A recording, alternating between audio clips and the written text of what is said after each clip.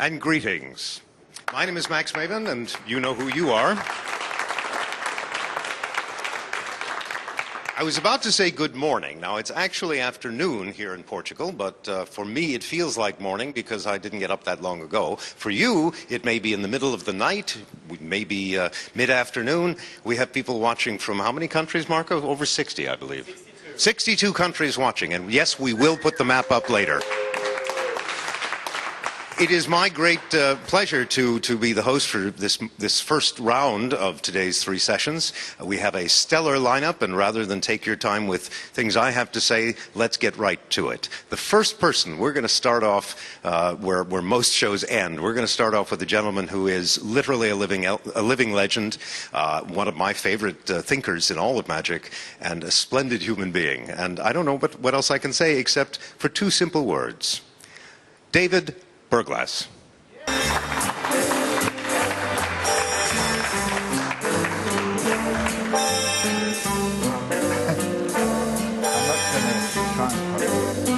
going to explain some of my things. Over the years, people have wondered why I can do some of the things that I do, which seem to be opposite to the methods used by other people. And everybody says to me, you take tremendous chances. And I don't really, because for every effect that I do, I have about 20 outs. 20? 50. All right, I'll buy that. Unlimited. So, as far as I'm concerned, if something did go wrong, which occasionally happens, in fact, I can't remember the last time it happened. Oh, we'll talk hypothetically. Yeah. The audience has never known, because what I finish with looks like I planned it in the first place. For instance, just to give you some illustration, mention a card to me. Any card? The three of spades. Okay. The thing is that, as Max has pointed out to you, we've known each other a long time, and it would be quite obvious for everybody here to think, here and at home, of course, to think that we arranged something. I will promise you we did not arrange anything other than that we would be sitting together. And I certainly did not tell you what card I was going to think of because I actually changed my mind when you asked me to name one. Can you remember the first one you thought of? The first one I thought it was the three of clubs. Right. If I wanted to find your card, either one. Yeah. Right? You mentioned three of spades. Yes. Right. This is a trick every magician knows. One of the first things they learn. You throw the cards down and one card jumps out. Right. But in my case, it has to be the right one that you want. I would hope. So we do it like this. One comes out of the center. If you see how the it has broken in the middle. Splits. I'm not sure if the camera can pick it up, and the card jumps out, and that, of course, is the card there it is. You thought of. Right. I'm holding it up here. There. There. Okay. Good. If you were to give me a number, just give me a number, not a big one, because all right. we haven't got time. 14. 14. What I will do is I will try and get your card to be the 14th card, right? Okay. I'm doing this first to show you a couple of examples, and then I'll try and explain it. Okay. So the second card you wanted was the three of clubs, I think. Right. If I play with the cards, it seems innocuous. It doesn't seem important, right? Not yet. No, I mean it's not. But if I were to cut them somewhere, right, like this, I now have your card at the position you want. You said 14. I said 14. I'll take a chance on this because normally I would be playing with the card still. But if we just count to the 14th card, you go ahead. 1, 2, 3, 4, 5, 6, 7, 8, 9, 10, 11, 12, 13. There's the three of clubs. Right. Whoops.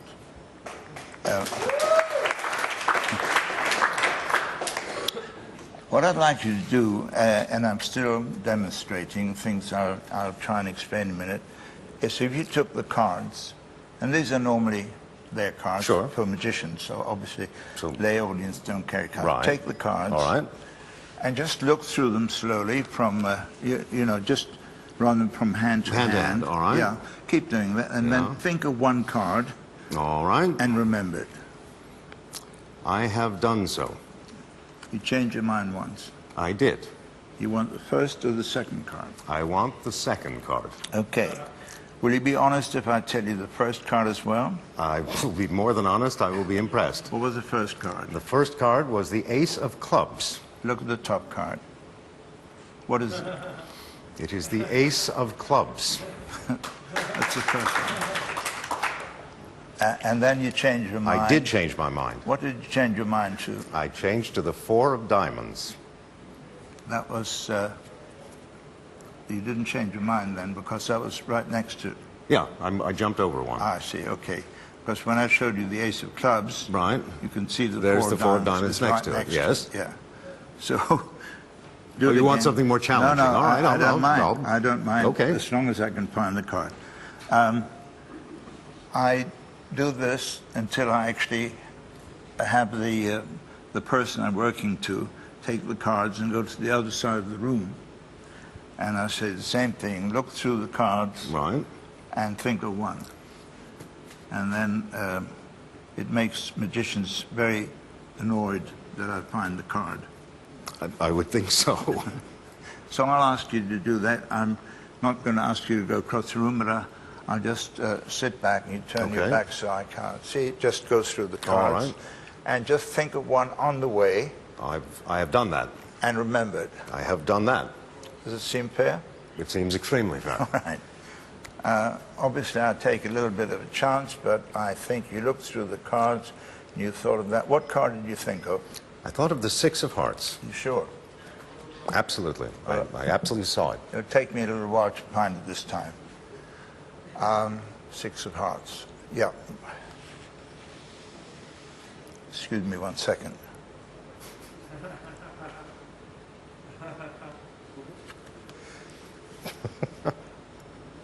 Here's the Six of Hearts. And finally, take the cards, put them in your hand. Yes. And just mention a card to me. Just name one. Yeah. Okay. The Jack of Clubs. Okay. If I were to take the cards from you like this and cut the cards about there, right? So we'll start again. We'll just cut the cards about there. Yeah.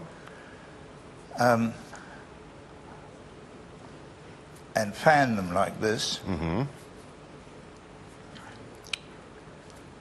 And you can see they're all different. You can see these are all different. Yes. Right? And for me to find the card now will be difficult, but I will do it this way.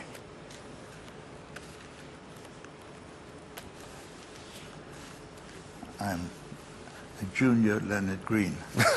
Okay.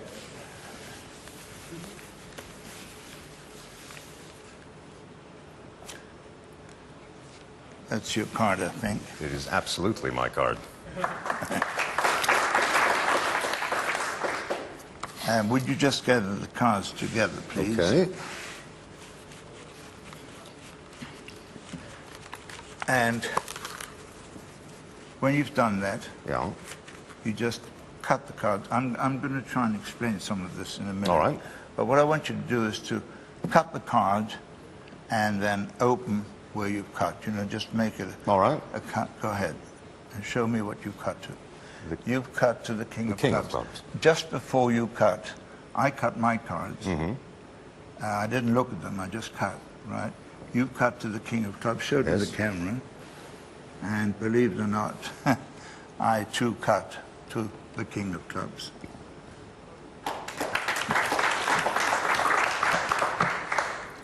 We do it one last time. Close the cards. Okay. Just neat them out like that. Yep.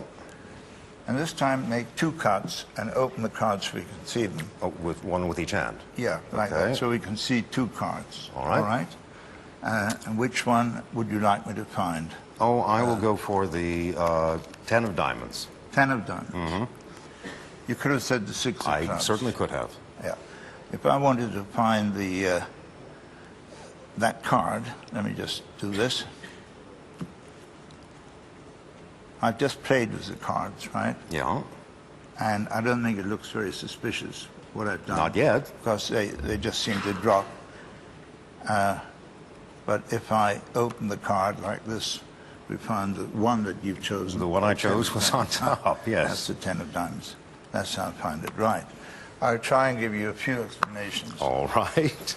I never ever say, take a card. Mm-hmm.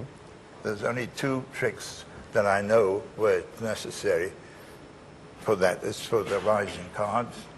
I have 3 cards chosen in the traditional way. Normally I say, think of a card, mention a card, or say a card. Right.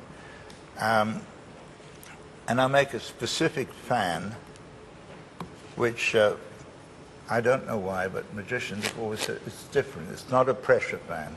It's not a drag fan, but enables me to see all the cards. Every one is visible. I put some pressure with my thumb on it to get a curve. Now, if I might interject, I know this isn't your phrase for it, but in the new and large book that Richard Kaufman has just put out on your card work, he calls this a push fan. Yeah, right? Yeah. Okay. So if you get the book, that's what to look for. We never had a name for it, but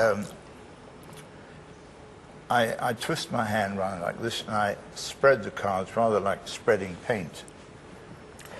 Now, you can only go as far as that when you spread the cards. It would stop there. Mm-hmm. So I use these fingers to complete the fan. So it's done instantaneously. As they come up on this side, the other side comes down, which gives me a complete So now the fan. whole deck is in view. I then put this pressure on to get the arc, and I say, look at the cards and think of one. Mm-hmm. Now, I don't actually look at the cards after that. I know where you've looked. And I divide the cards into zones. So I'm not going to cut what I think is your zone. Tell me the card you thought of. The 2 of hearts. I'm just going to tell you quite openly. It's the second card. In that case, you've seen me do this before. I would say if it's a top card, I won't take the credit for it. And it's not. If it's the bottom card, I won't take the credit for it. But I know the card is on top now. Right. So I'm very seldom more than 2 cards on either way.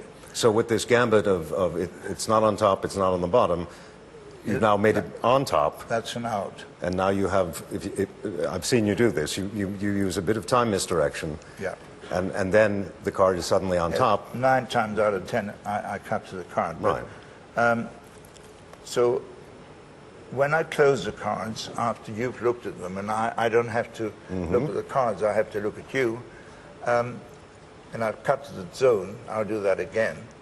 I make it a very sloppy closure.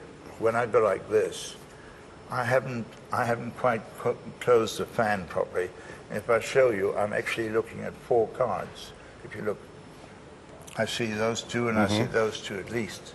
What was the card you thought of? Well, you've nailed me because I thought of the 7 of spades. Which is the top card now. That's because I capture it instinctively. It's not a fantastic magical trick. It's a psychological trick by watching a person. Now there's a simple out. If I've missed it, if I'm not looking at the person properly, these fan a little better. These were used before, so they don't transfer. But when I show them to you, and I say, look at the cards and think of one, and you do that, I then try and get the zone and capture it. And at that moment, if I missed your looking at the card, I say, are you sure you saw it? Is it there? And of course, now you I'm going to double check. So by you looking back, I have a double check on that, and then I capture that card again. As far as the other two things are concerned, when I asked you to look through the cards like that, Yes. people don't stop on the card, but there is the reaction. And after they've thought of a card, they lose interest. And you can see that by body movements, so the shoulders droop, they breathe differently. So I say, look through the card, think of one, and I watch what they're looking at. And it's mostly the one I have to look at myself, and then they lose interest, but they continue. I said, have you got one? They say yes, but they're not even looking at the others. Mm-hmm.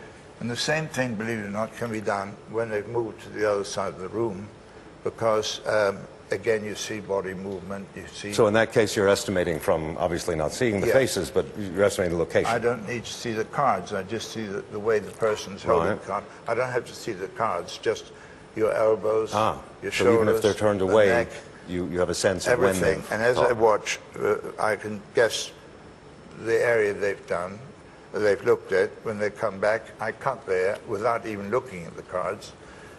Now that I've cut, it's not very suspicious, because they say you couldn't possibly know the card I'm thinking of from over there. And I'm now doing a sloppy spread where I've got at least 4 or 5 cards in view. And as you tell me what it is, I can take one card away, put it at the bottom, and so on. Any questions? Well, yes, many. But having read the new book, as well as the one that David Ridland wrote a number of years ago, I can say honestly that most of the questions that I would have to ask you here, or that people watching at home would have, are in those books, and for the card stuff, particularly in the new book, because the amount of detail there is extraordinary. Thank you. It took a long time to do. In fact, it took a lifetime to do, and it took nearly another lifetime for somebody to persuade me to put it in print, not because I wanted to keep the secrets, but because I didn't think it could be explained in print. It's a very hard thing to explain. I will say that I have read a lot of stuff on this general type of work. I don't think I've ever seen one person's journey through this explored in such extraordinary detail. I forget, is it something like 70,000 words on just on just the burglar's effect? I think the burglar's effect is about 30,000. Okay, but it's a lot of text, but it's all good. I mean, it all serves a purpose. There's no padding in the book. Well, most of the book is the philosophy of it, and looking at yourself and starting afresh, not based on other card tricks. But you said, you made a comment when you got the PDF file. Right. And you looked through it, and you said something to Richard, which was really pleasing. They said, you've explained something that cannot be explained. I have to say, it's a very impressive accomplishment. Obviously, your part of the impressive accomplishment is clear, but I'll give great credit also to Richard, because he discusses things that shouldn't be explainable, and does so in part because this isn't his type of field. No, Richard is used to explaining card sleights or coin sleights, and for Richard to be exploring this with you, he had to understand it himself, because it was all new thinking to him. And the result is a book that contains a wealth of interesting information. You know, he's a sort of man who has never done any trick that requires thinking or patter. Right. For instance, he specializes in what he calls an invisible pass. I don't know whether he does it or not. I've never seen it, but he does that, and he says he's done it, so I believe him. But as far as I know, he does only things that he's studied for years. Right. And he's never been involved with this free thinking. No, this is, I can tell you quite conclusively, this is brand new territory for Richard, but that's one of the things that has allowed him to explain your work and your ideas to people for whom it would also be new. Well, what I was just going to say to you is that when he goes to conventions and has a stand for his magazine, he's been demonstrating think of a card exactly the same way of panning, say think of a card, and the fact that he can do it is proof that... If Richard can do it, pretty much anybody can do it. Anybody can do it. David Burglas. Yesterday, during the online chat that was going on, particularly around the time of the Chang Canasta footage, there were people posting the question, is risk a useful thing to put into one's magic? And obviously it isn't for everyone, but it is for some of us, and there's a guy who's not afraid to take risks, David Burglas. And if you're interested in the kind of thinking that goes on behind David's work, in addition to the rather large book that was written by David Britland a few years ago about the magic of David Burglas, there's a new book by Richard Kaufman which is specific to David's card work and the kind of thinking behind it that goes into an extraordinary amount of detail. As we're setting for our next performer, let me mention, we know that some of you are still having trouble with lagging speeds and sync on watching this in a live stream. Some of this we can't do anything about because some of it has to do with your local connections, and we can't control that. What we can control is being dealt with. Believe me, there are people who are behind the scenes here working tirelessly to get that feed as clean and as strong as possible so that you won't have any problems. If problems do continue for some of you, please know all of our resources are being put not only to get them fixed, but also to post the sessions so that you can go and watch anything you may have missed because it didn't come through cleanly will be available, and quickly. All 6 of the sessions thus far, up until today, are now available online for you to watch as a streaming download. And whereas last year it took days, we're now doing it in hours. So bear with us. We're doing the best we can to bring this to you live. And if there are any glitches, you will get the chance to see it, in addition to the HD DVD sets that will be delivered to your door at no additional charge. So with that commercial message out of the way, I think it's time to get an interesting talk from a completely different background. The gentleman I'm about to introduce has recently moved indoors. He now performs in corporate events and upscale kind of circumstances. But for more than a decade, he made his entire living performing on the streets, without TV cameras following him around, actually getting people to stop, enjoy his magic, and pay him money. And he's going to talk about that experience and bring it to us in a way that is going to be, I am quite certain, revelatory. So without further ado, the gentleman who had the best closing line of any salt pour routine I've ever seen, please welcome back from England, Peter Wardell.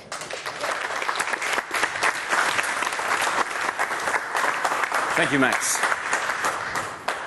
I'm going to make this very clear before I start. I am not going to talk about street magic. Not in the sense that you probably understand it. I'm not going to talk about the kind of street magic that involves running up to a group of people with a friend carrying a mini camcorder, showing them a quick card trick and going, yeah, and then disappearing. That's not street magic. That's performing magic on the street. And I'm not going to talk about what I consider to be busking. Now, busking for me is a performer who sits at the side of a moving stream of traffic, works to a continuous flow of people, and relies on the fact that they're going to be generous enough to donate as they pass by. There's no defined pitch and no real structure to the show. It's normally the realm of the musicians and the mimes, bless them. What I am going to talk about is street performing. This is the kind of performing that was described in a book called The Experience Economy, written by 2 guys, Pine and Gilmore, and they describe street performers as people who take an empty space on which they build a stage to enact their selling performance. That's right, a job description for a street performer. That's what I want to talk about. The kind of performance that has a beginning, a middle, and an end. It has form, it has structure. And in an environment like the street where there isn't really any form or structure, where you can create some, you're going to create a focus. So, the first question I really want to ask, and the questions I'm going to answer, hopefully, in this talk are why, where, and how. I am not going to answer the question what. I don't want to be seen to be too prescriptive about what you should be doing in your show. There's enough magic out there to create literally endless, perfect street shows. So it's not my job to find that for you, that's your job. So I'm going to answer the questions why, where, and how. So why? Why would you want to pitch yourself against Mother Nature and the great unwashed masses? Why would you want to do that? Well, I'll tell you why. Because on a professional and a performance level, the street provides you with an endless source of input. You see, on the street, no one knows who you are, no one cares. It means you can perform 20 shows a day. You can start off in the morning dressed in a tuxedo and end the day dressed as a chicken. It doesn't matter. No one knows and no one cares. And you're getting constant feedback during the day. There's eyeballs and there's mouths, and they will tell you with their feet as well whether you're doing a good job or not. So as a performer, that's a fantastic resource.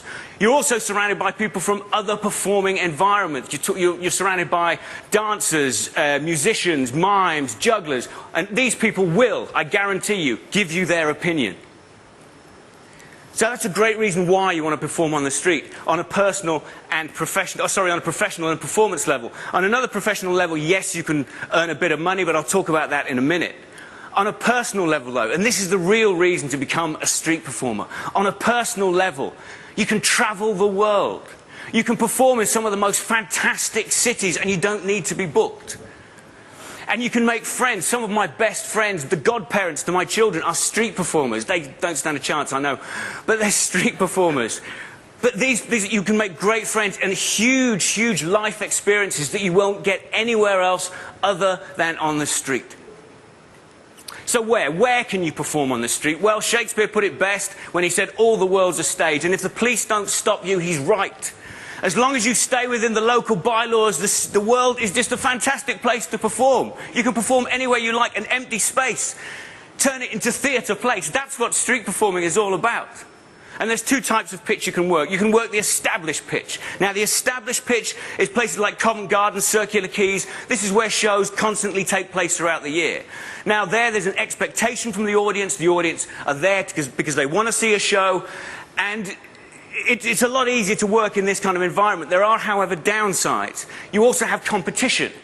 In Covent Garden, for example, when in the height of the season during the summer, the pitches are split into two pitches. So you can be standing doing an ambitious card routine while a guy in a tartan miniskirt on a 12-foot unicycle with tattoos all over his body is juggling fire. That's competition.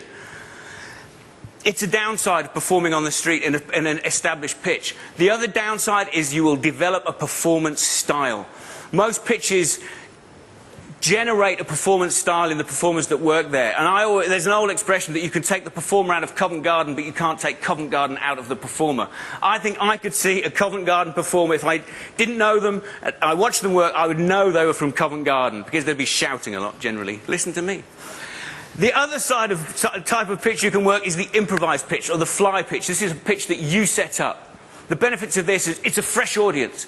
They haven't heard the same jokes that you're going to use. They haven't been bled dry of all their money.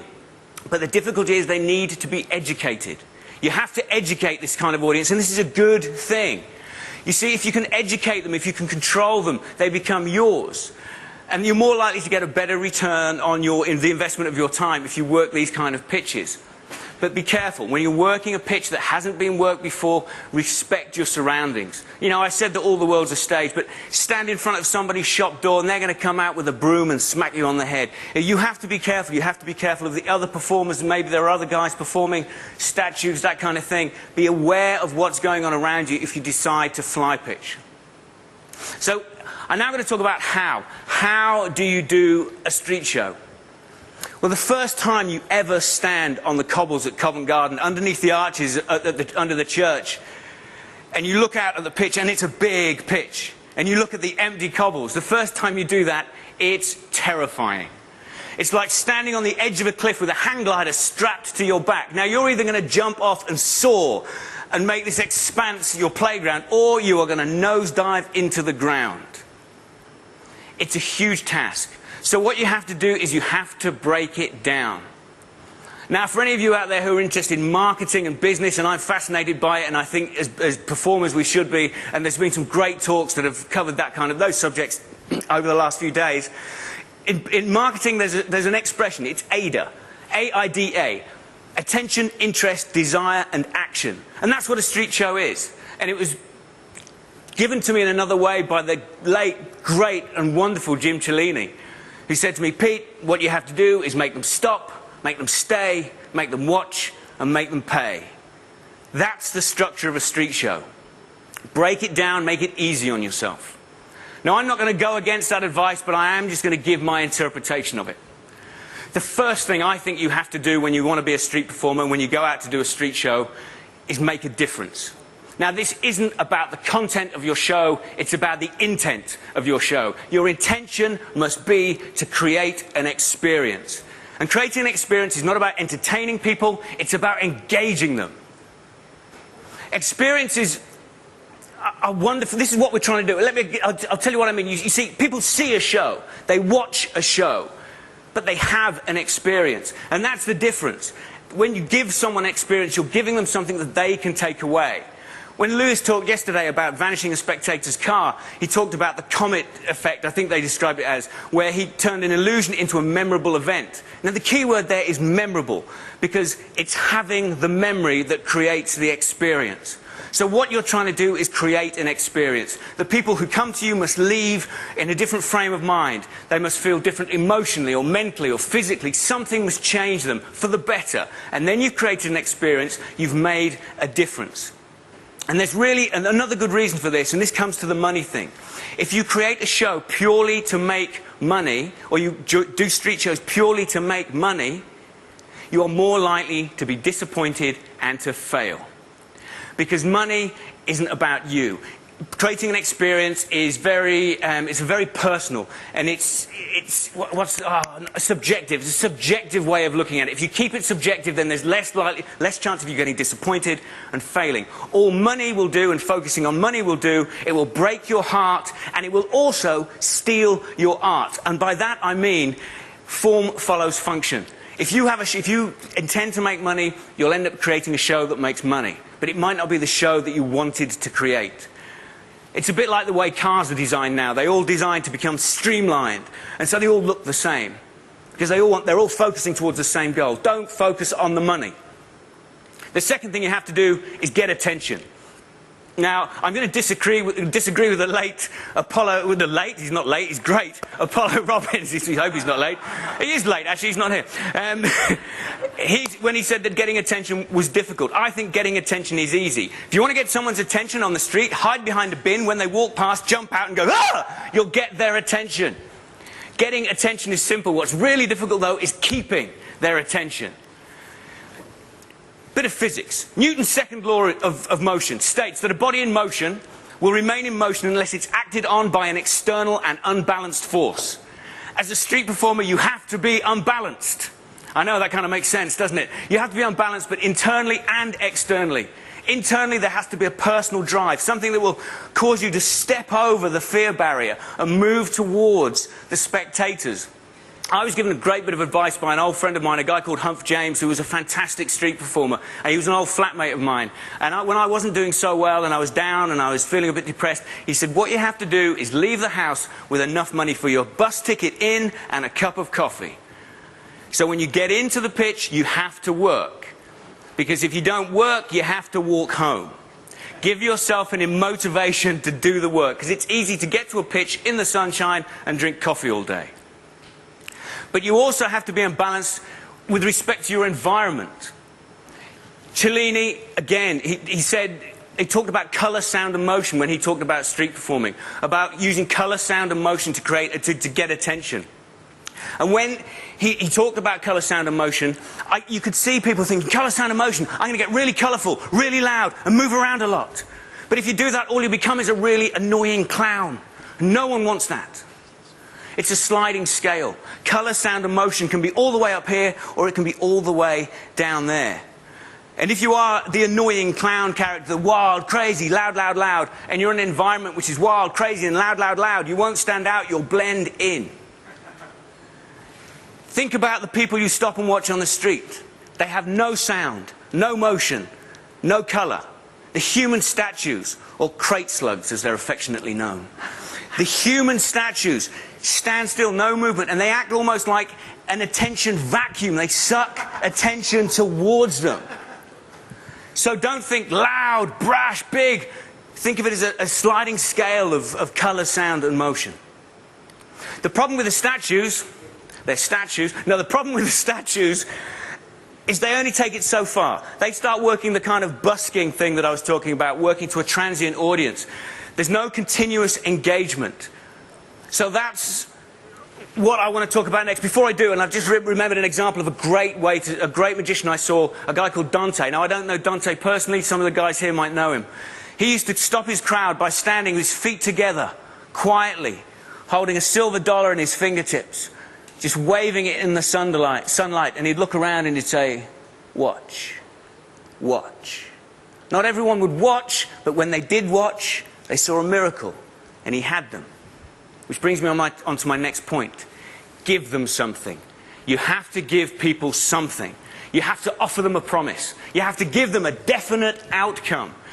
It's a little bit like the Emerald City in The Wizard of Oz. You know, we hear about this right at the beginning of the film, and the rest of the film is all about getting there. And that's what a street show is. You see, if you don't tell people where you're taking them, how the hell are they going to know when they get there?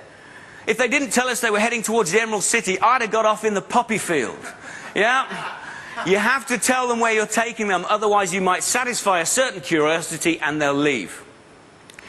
Another great magician, another example of this, there's a guy called Kenny Lightfoot, who I had the pleasure of working with a couple of summers ago. And Kenny would start his show by saying, at the end of this show, I'm going to take this playing card and I'm going to scale it over the building over there. And people would say, he didn't talk like that, but, you know, acting, 2 years. And at the end of his show, he would scale a card over the building, but people would wait for that to happen. He would offer them an impossibility, a promise. People would wait for that to happen. So that's what you need to do. Give them a definite end and then take them on a journey to get there. Take them through the enchanted forest, through the poppy fields. And when you do, always refer forward to what's going to happen so people know something's coming. The other examples are guys with straitjackets. Straitjackets go on the ground before they get into the straitjacket. Unicyclists, jugglers bring out the unicycle at the beginning of the show. This is the promise. This is what people want. And they stay to watch it. And now you have them. So the second thing, the next thing you have to do is you have to invite them in. You see, people want to be controlled in this kind of environment where there is no real structure. They will easily accept the structure you offer them. So invite the people into your show. When you invite them in, when they step forward up to the rope that you've laid down on the floor or the chalk line that you've drawn down, when they step forward, they're committing to you. And that's what you want from them. These people, this starting edge, become your biggest fan. They become the engine that drives your show forward. You have to use them, invite them forward and integrate them into the show. Because they also create a wall around you that prevents people who are walking past stopping to see what's going on. This creates curiosity and they'll help you gather more people. People gather people. So draw them forward, draw them up to the line, keep them tight, close up all the gaps. The worst thing that can happen to you in a show is that your front edge will rupture and people will leave. And that rupture is like bursting a balloon. It creates an energy gap, and the energy just flows out of it. So if a gap occurs in the front of your show, close that gap as quickly as you possibly can. So invite them in to your world. The last thing you have to do, and probably the most important thing you have to do in a street show, is a call to action. This is real marketing stuff. This is sales. You have to give them a call to action. This is the bottling speech. This is the bit where you ask for money. And you have to be really firm. You have to be really specific. If you don't tell them what to give you, they're going to decide what to give you, and it's not going to be what you want.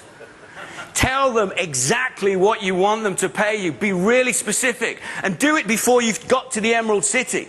Do it before you've got to the end of the show. Don't give them the opportunity to go, we're in the Emerald City, let's go. No, do it before you get there. Tell them when you get to the Emerald City, you're going to pay. And do it by breaking out of character. Create a break in the rhythm of the show. Slow down. Step out of character. Deliver the bottling speech as you, not as the character you're portraying. Don't let them think it's a big joke. It's the most serious part of your show. So there's my sort of take on the street magic state of mind. Make a difference. Attract attention. Give them something. Invite them in. Call to action. M-A-G-I-C. Magic. That's what it's all about. Thank you for your time and have a lovely time at EMC. Peter Wardell. Terrific and useful advice. One of the great things about this event is it brings together a lot of different people from very different backgrounds, different generations, different cultural backgrounds, different experience backgrounds. And yesterday there were a lot of comments about all of the talks, but particularly I thought about the conversations having to do with kid show magic, because I think a lot of people, at least based on your chat, were very surprised to find out that some of the ideas expressed by David Kay and others about kid shows was very applicable to doing magic in very different situations for very different audiences.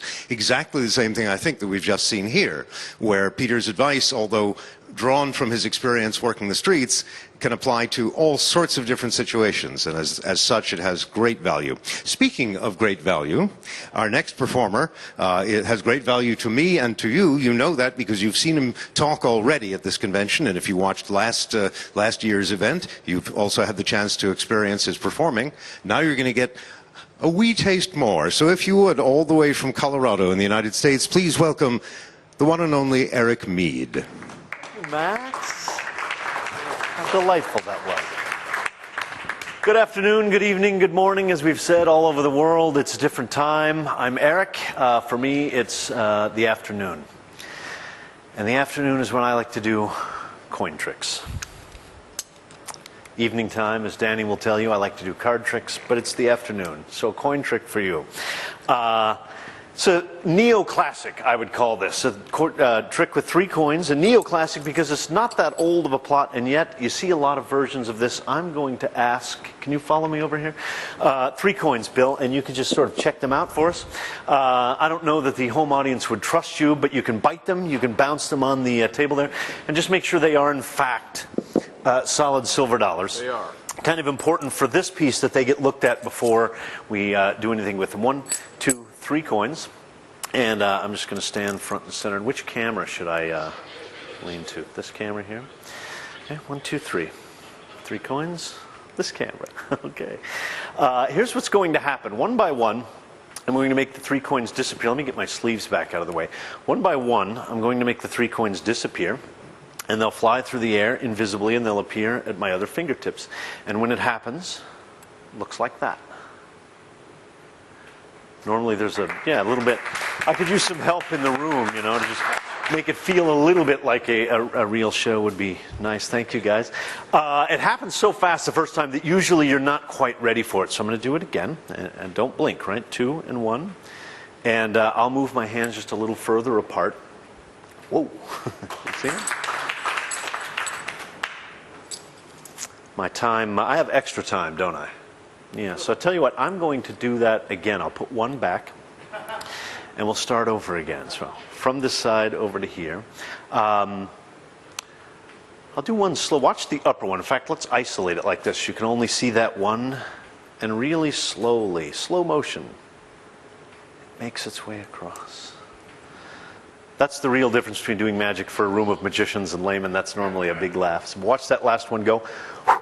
Disappears. And there it is. That's 1. That's 2. That's 3. And that's me. Thank you. Eric Mead. That's a pretty piece.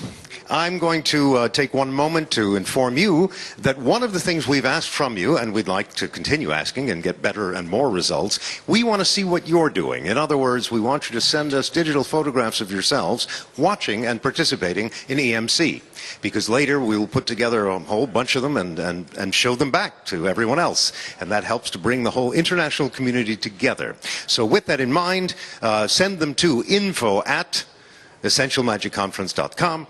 And we will be delighted to have you. Now, speaking of delighted to have, we are going to present a person who is going to talk on the topic of making first impressions.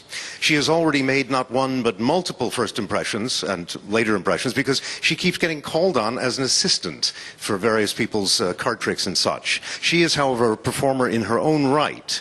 And so rather than calling on her to assist in something, we're going to enjoy seeing her actually be the focus of attention she deserves to be as she talks about this very interesting and important topic based on her own experience doing, of all things, walk-around mentalism. So with that body of knowledge and that set of ideas, please welcome Ava Doe.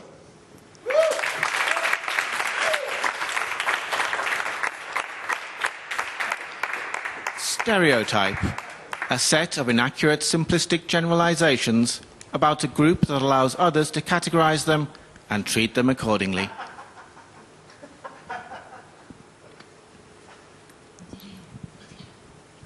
Hello, my name is Ava, and I am a magician's assistant. Well, at least that's what they think when the audience first sees me. Maybe that's because I don't really match their stereotype of a magician. When you look at David Copperfield, David Blaine, Chris Angel, it's the little Asian girl that's going in the box. But either way, it's easier to kind of keep me in the box than to adjust the stereotype. But that's okay, because knowing this has really helped my performance. If you know what is your audience's first impression of you, you can use it to your advantage, whether or not you actually fit their thinking. Often the audience will use a stereotype to form their first impression of you and then treat you accordingly. That stereotype can be formed depending on your appearance as well as your actions.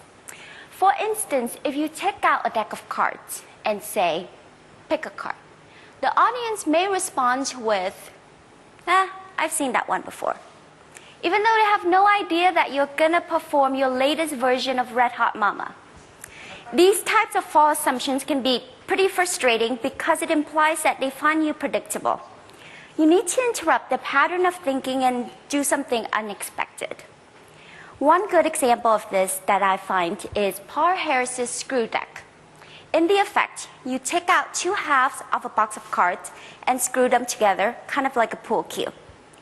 And then you open the box and take out a regular deck of cards.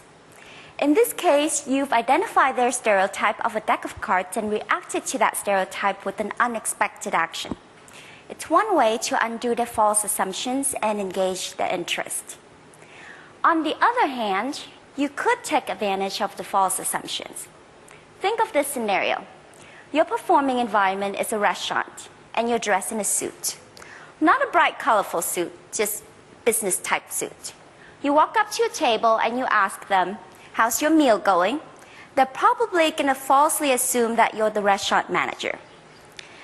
Then you go on to ask them, have you seen any of the magicians? And besides telling you whether or not they have, they may also make remarks like, oh, there's a magician, does he do card tricks? Does he levitate like David Blaine? And the way that they respond will let you measure their interest. I once tried a similar approach to this by accident. I was doing strolling entertainment mentalism with a few male magicians for a banquet dinner. I walked up to a table and I asked them if they've seen the magic, and many of them replied yes.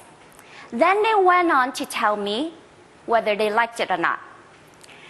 Then I realized that they didn't think of me as one of the magicians, and this could be a good thing. They told me a lot of information they wouldn't normally tell you guys about what they like and didn't like. And this really helped me in choosing my material. That night, I learned a really valuable lesson about the difference between stage magic and close-up magic. With stage magic, you have a set act with a predetermined beginning, middle, and end. In close-up, you have the flexibility of making adjustments depending on the feedback of your audience. Think of it in terms of preparing a meal. A stage magician prepares a prefix 5-course dinner, whereas a close-up magician can give the audience sampler appetizers before he or she commits to his or her menu. You monitor to see what they're eating and what catches their interest. Then with this knowledge, you can now serve them a custom-tailored dinner to match their specific taste. Of course, this may mean that you need a more fully stocked kitchen, or with what we do, you need a more diverse repertoire of magic effects. I think all of us are aware of the Robert Houdin quote, magicians are actors playing parts of magicians. However, actors don't really need to change their approach. It's because maybe the script is fixed, the environment is fixed, and the audience is, to some extent, somewhat fixed. If the play works on Broadway, it will probably work anywhere. That's not really true for magic. It seems to follow the general rule that audiences can be different. In close-up entertainment, which is what I know most, the environment is also different. One day I'm performing for a networking hour where people are standing around tall cocktail tables, and then the next day I'm working a formal dinner and people are sitting down eating, and I'm only supposed to perform in between the courses. Sometimes I get asked to perform in a nightclub or a street festival, and by far the nightclub is my least favorite. And the audiences in these environments can differ a lot depending on age group, temperaments, and personalities. Because of these variations, you can be incredible one day and suck the next day, if you don't have the flexibility to make adjustments.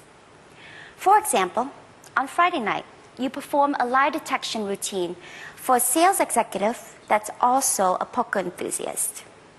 Your presentation is well-paced, it's polished, it goes over very well. The executive is a little skeptical, but he's amazed that you can read him like a book. Then on Sunday afternoon, you perform the same routine for a woman who's the senior partner at her law firm. Same routine, well-paced, polished, but it bombs. If you had asked discovery questions, you may have learned that every Wednesday, this woman goes to see a psychic. Your ability to guess which hand the coin is in and whether or not she's lying is really trivial in comparison to the predictions that her psychic's been giving her. In retrospect, it may have been better to do a cold reading routine that focuses on her personally. Now, I find that gambling routines are, for me, a helpful tool for getting intel from my audience. The competitive nature of something like the three-shell game or the fast and loose really brings out the personalities in the group and sometimes even shows the social hierarchy. Who are the VIPs, who are the fun people, the reserved ones, and who I should pay a little extra attention to. These kinds of routines are a good barometer that can help you custom design your close-up performance. There are other things to consider besides choosing the appropriate material for different audiences. Here's another one of my experiences. One time, I worked for a company's annual dinner. The night seems to go really well. I received a lot of applause and a lot of compliments, and at the end of the night, people came up and told me that they wanted to bring me back for the company's events throughout the year. So I waited, and nothing ever came up. They never called. I didn't really know exactly what happened until I talked to my agent, who told me that the women in the company found me to be a great magician, but that they thought I was too provocative, and they didn't really feel comfortable to have me around. So now I have another problem. They may have been impressed by me, but they didn't want to bring me back. I could have fixed this if I had gotten out of my head and noticed the nonverbal cues they were giving me that night. I could have modified my behavior as well as my material. The clues were there, but I was not really paying attention. There were disapproving side glances, the laughter was insincere, and some of them were kind of tugging their husband's elbows. Somehow, they had come to perceive me as a provocative performer who stole the attention of their husbands. And don't get me wrong, I'm still a girl who likes to get compliments, but this is not going to get me rebooked. So I needed to modify my behavior. I needed to become someone a little more likable and a little less threatening. I'm sure this is a challenge that doesn't face only me. As a magician, you're in a really powerful position. You capture the attention of the entire room or the table, and as men, you can run the risk of challenging the alpha male in the group. If they think that you're stealing their wives' attention, you can also offend them that way. With all the handsome and charming magicians in the room, I'm sure that's an easy thing that happens. Here's a couple of solutions that work for me. It includes the use of humor and flattery. In my case, flattery is definitely the easiest way in, especially when I approach a couple. I almost always pay compliments to the ladies, especially regarding her shoes or her jewelry.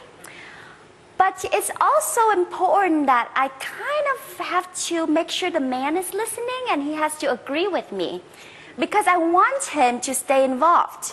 I don't want him to think that I'm playing favorites, because then he feels left out and then he stops paying attention, and it hinders my ability to build a bigger crowd later on. I have to maintain a balancing act a little bit. Self-deprecating humor is another approach for me. It may not work for you, and I know a lot of magicians don't approve of it. But for me, a lot of people just find it really surprising when a woman dresses in an evening gown and wearing stilettos to make fun of herself. They don't expect it. When I do it, it breaks their stereotype of me, and it makes me more approachable. So it allows me to capture their attention a little bit because I'm now less pretentious. So whether your appearance is that of an intense Chris Angel type or maybe a serious card sharp, maybe self-deprecating humor can work for you as well. Before I say goodbye, I'd like you to consider one last scenario. You've just finished your closing routine. It may be the same lie detection routine that I mentioned earlier. I'm not saying that is mine. You claim to be able to tell whether they're lying by using a combination of pseudoscience like reading microexpressions and body language expertise. True Paul Ekman style. The audience is really amazed. They really believe that you're a deception expert. As you're about to leave, they ask you what you thought about the Casey Anthony trial. Do you really believe that the mother who was being tried for her daughter's murder was innocent? And what do you think of her microexpressions and body language in court? Scenarios like these are the reason you need to be an expert in the subjects related to your performance. These post-performance conversations can be more important than the show. If you've gained their respect, they will want to ask for your perspectives. At this point, you've gone past first impressions, and your clients want to take your interaction to the next level. The question is, do you want to have a long-term relationship? Or do you want a one-night stand? But you know, there are, of course, stereotypes associated with one-night stands. Thank you, and please enjoy the rest of EMC. Ava Doe.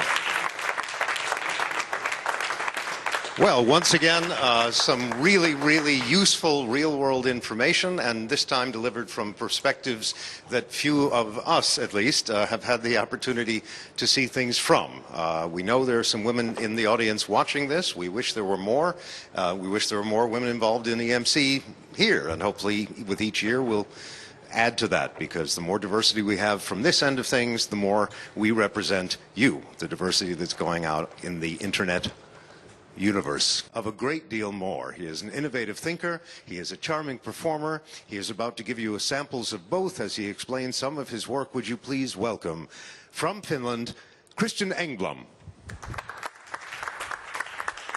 Thank you. Thank you. Thank you.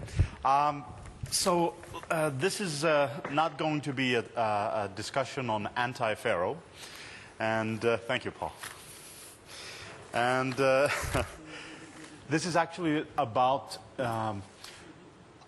magicians creating effects, and basically what my process is to create effects.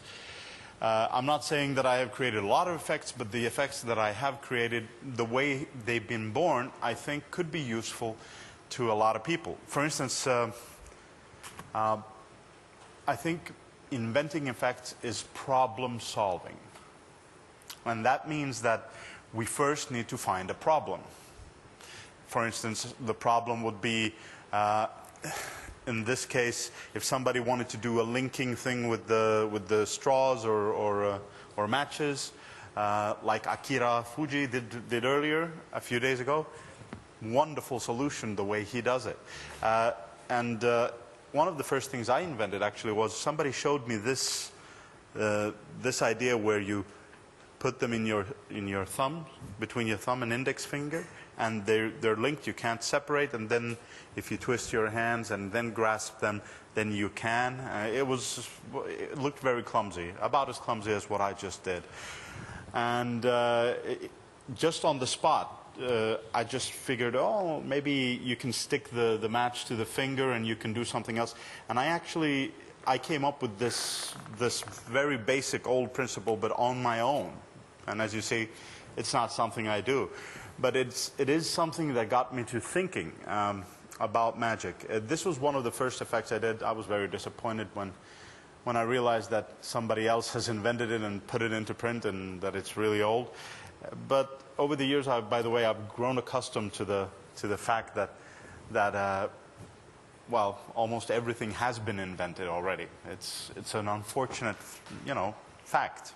But still, the process is there. An example of a trick that really inspired me and got me to thinking that inventing is possible was a problem that was given to me by my first magic teacher, Reijo Salminen.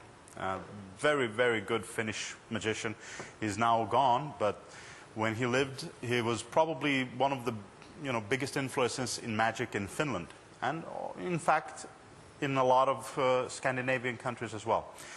So one day I did this trick of Dan Harlan's, which is traveling cash, where the bill jumps from strand to strand. And I'll show it to you.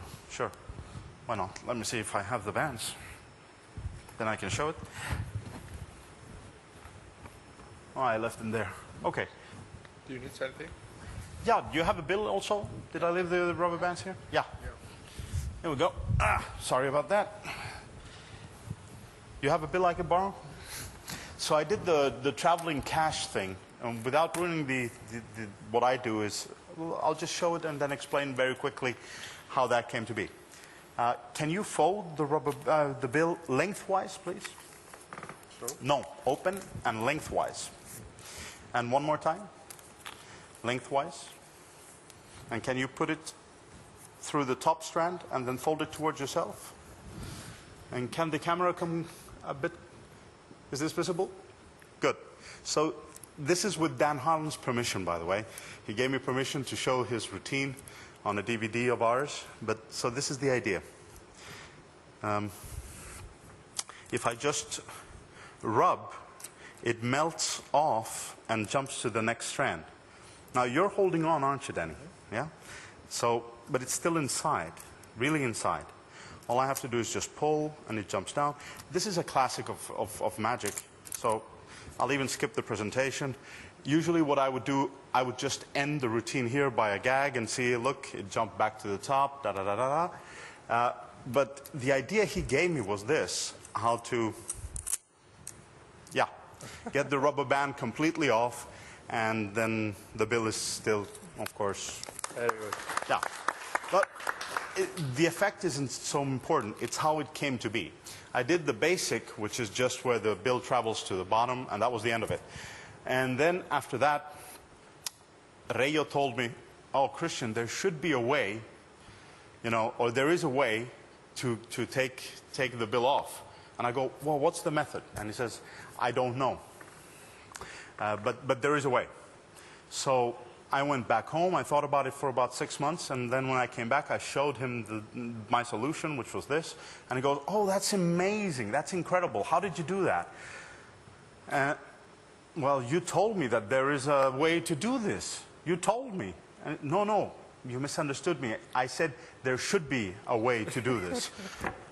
So there I was, just barely starting in magic and thinking it's possible, and somebody else has invented a method. It's just reinventing it. So I went home, and because I knew it was possible, it was. And that was a very big lesson for me in doing magic, because that helped me realize that, yeah, everything is possible. Well, what's the most difficult part in creating effects? For me, I think it's finding the effects, finding the problems. Because that's what it is. Creating a magic effect is solving problems. and for me at least, and I think for most people. So how do we get the problems? They're very difficult to find, actually. I mean, I know Hofstadter had 18, but you know, it's very difficult. He's a genius.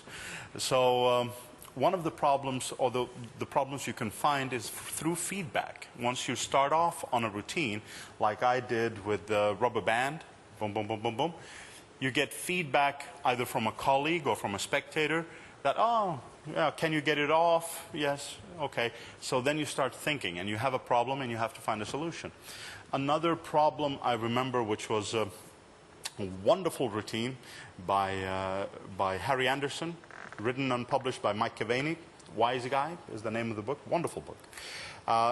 There was a routine of a 3-card Monte routine. And is it okay? It's okay? Yeah.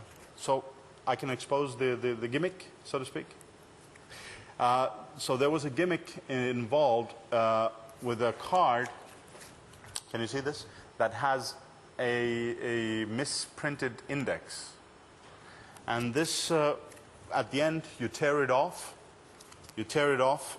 This is just for the kicker ending. And you put this in your pocket. Right? So this is from a joker, but it's supposed to look like it's from an ace. So this was a problem for me because a few times spectators would really want to see the corner. Not out of malice, just, oh, can we see the corner too? They were really excited. They wanted to see it. Had it changed as well?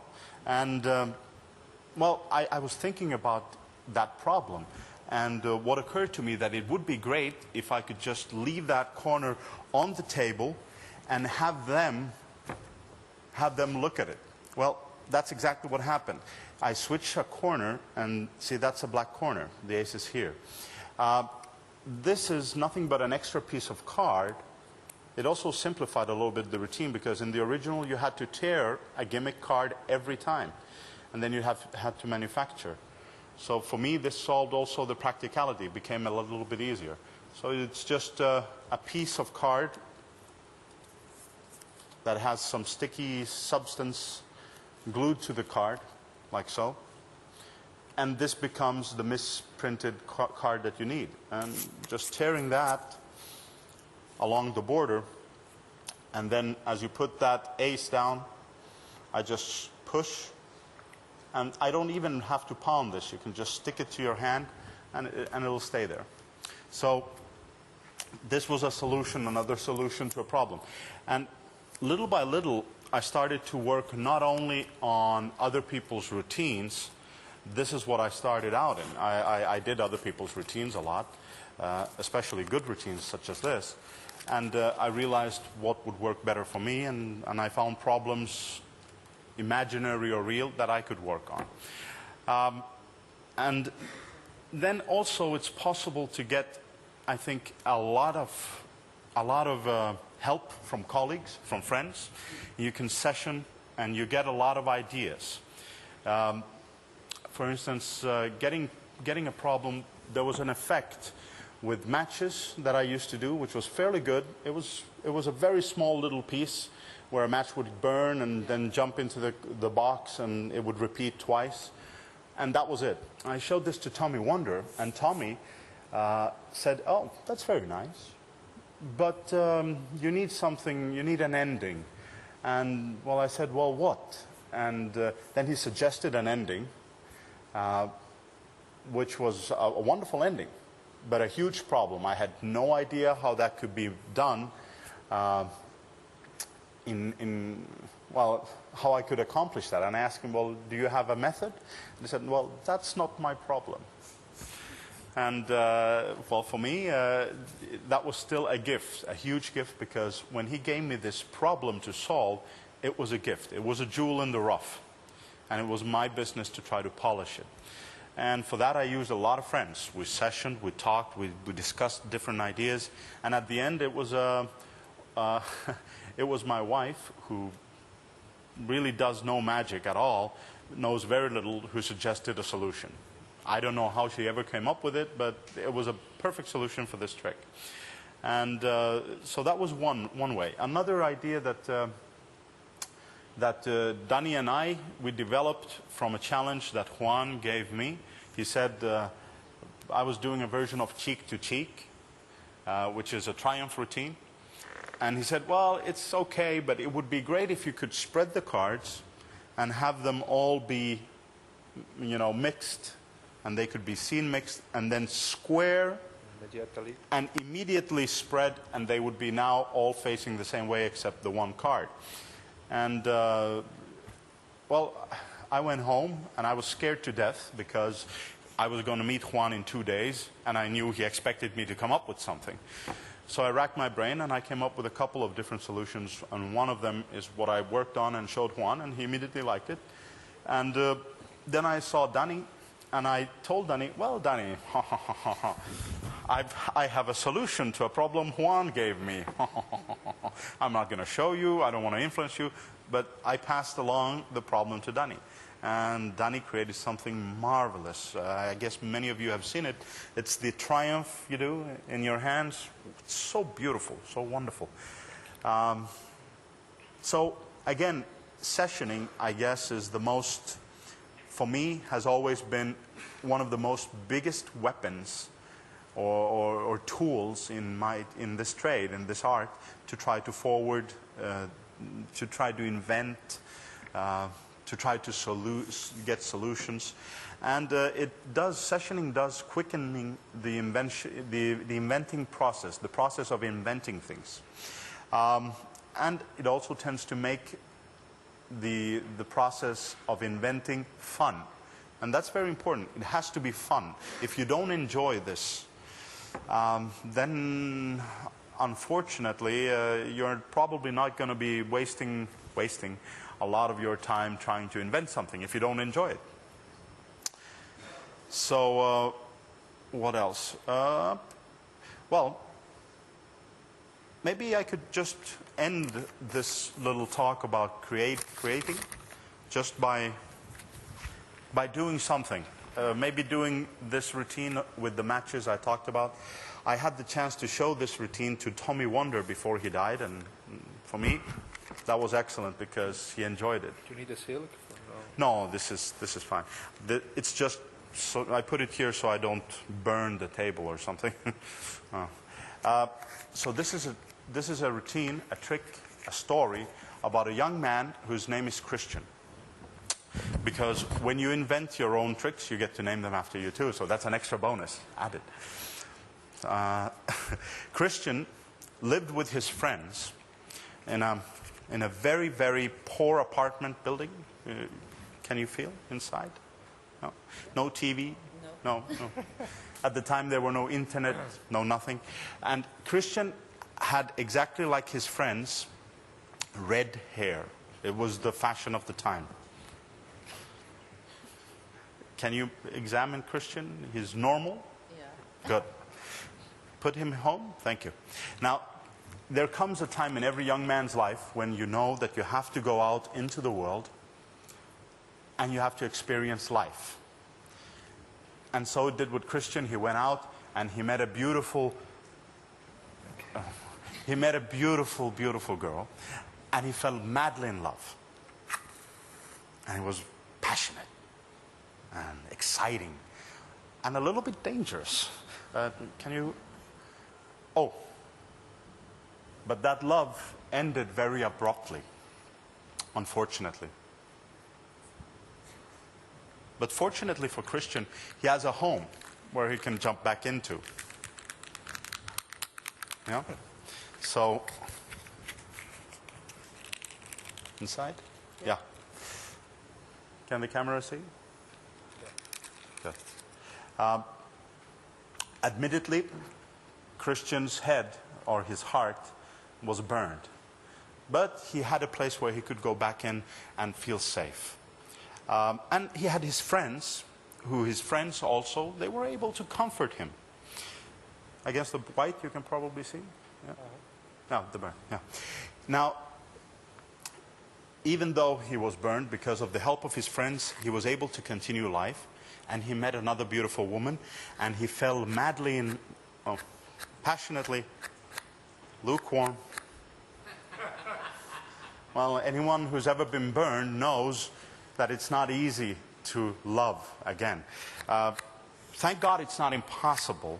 It's just a bit more difficult. But yeah. Can you... Oh, how cruel. Will he never learn? Well, in any event, do you remember what happened to Christian? There was nothing but a little bit of ash left. But fortunately, he has a home and some friends who can comfort him. Can you hear? Yes? Can you please, can you take out Christian from there? Yes? And can the camera come close? Yeah. Just to see that even though he has been burned like this is, it's okay, because as long as we have friends who understand us, good friends,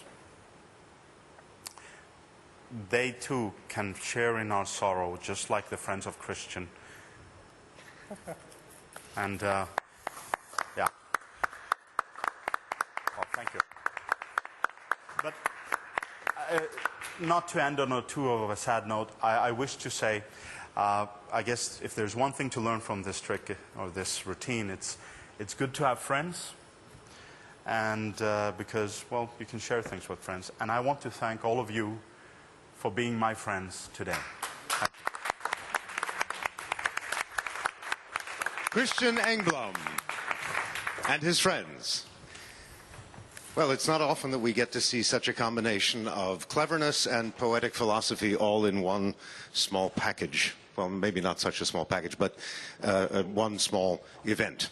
So here we are in time for our next presentation. This is going to move into an interesting area. I've had a little head start of knowledge as far as what's going on. So I'm going to set this up while literally they set up the ingredients for this. The gentleman I'm going to introduce was introduced to you 2 days ago. He is a person who takes an approach to magic that is entrepreneurial. He is currently in charge of his company that is called Theory 11. And he is going to be discussing right now some very exciting developments that he's been working on behind the scenes. And you're going to learn some things in the next few moments that are being revealed publicly for the first time. These aren't the typical type of magic secrets, but they are revelations nonetheless. So without further ado, let me introduce Jonathan Boehm. Thank you. Thank you. Thank you, Max. Thank you. Hello, everyone. I'm Jonathan Boehm, and if you don't remember me from my presentation on Thursday, I'm the guy that did Card at Any Number while wearing a lab coat with a bunch of piglets in a spectator's car. No, not at all. Spoiler alert, I'm not performing anything today, but I'm going to show you something that hopefully you've never seen before, and something that really does affect everyone in this room and everyone watching this at home. I said it's something you've never seen before. You've probably seen these. You've seen these. You've seen these. You've seen these. And wait. You've seen these. And Dan and Dave, you've probably seen these. So, what am I showing you? Suspense. Boom. Bicycle.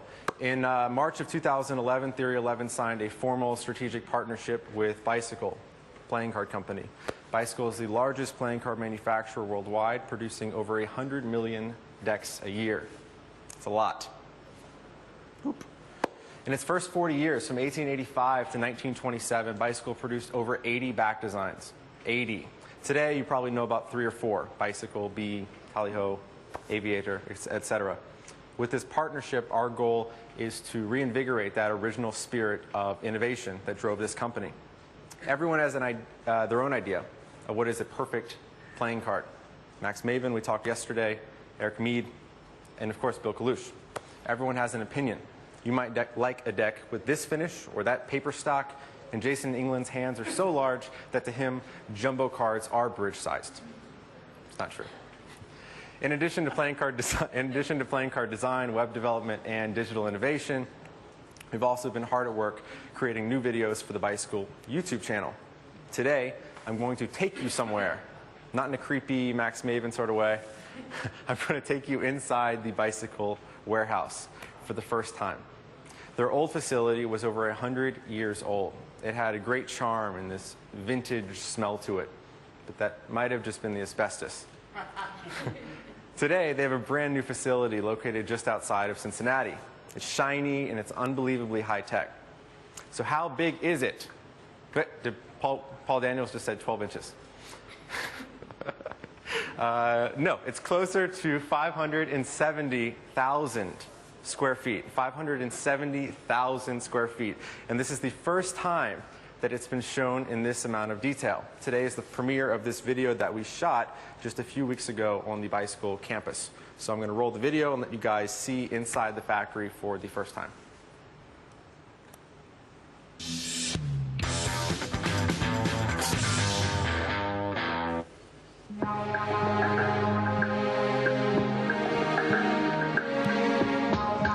Hi, my name is Lance Merrill. I'm the Director of R&D at U.S. Playing Card Company. So on the surface, you might think that making a deck of cards is simple, but really there's a lot of technology that goes into it, and there's a lot of things that we do to make it feel like a really good feeling deck of cards. We're starting with 2 rolls of paper, unwinding them together, bringing them one over the top of the other, and bringing them through a laminator nip where we're sticking them together with black glue. After the 2 rolls of paper are brought together and made into the playing card stock, we bring it over to the web press where we unwind these rolls and print them. God, this is not easy. Have you ever done this? Web press can only print 1 sheet of paper at a time. It just so happens that sheet of paper is 25,000 feet long and has about 11,000 decks inside each roll. Web press is really fast. It produces 10 decks per second. It prints both sides, top and bottom, at one time, cuts it into sheets, stacks them up, and sends it to finishing to be cut into decks. Throughout the entire process, we're always inspecting for quality. In addition to all this high-tech equipment, there's no substitute for the human eye. Our trained technicians are constantly inspecting sheets, looking for defects, and making quality decisions. Once the sheets are sent into finishing, they have to be cut into strips and then fed into the punches. Each card is punched individually at up to 350 cards per minute. After the cards are cut, the decks are put into boxes and shipped to customers around the world. Bicycle playing cards are made with 127 years of experience, artistry, and know-how to make the best playing cards in the world. There's your blooper. Oh, God.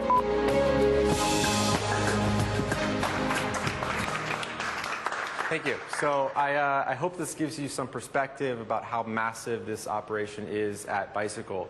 I think Bill Kalush would agree that Lance Merrill inside the factory is one of the most knowledgeable guys. He's in charge of research and development at Bicycle. He knows more about playing cards than arguably anyone.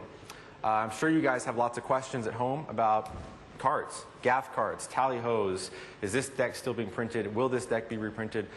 Feel free to ask those questions now in the area below, and I will be glad to answer as many as possible later in the Q&A. Thank you for listening. Thank you. Jonathan Boehm. Jonathan, not only really interesting, but also I noted in your talk you made reference to, I believe the phrase was, creepy in a Max Maven sort of way.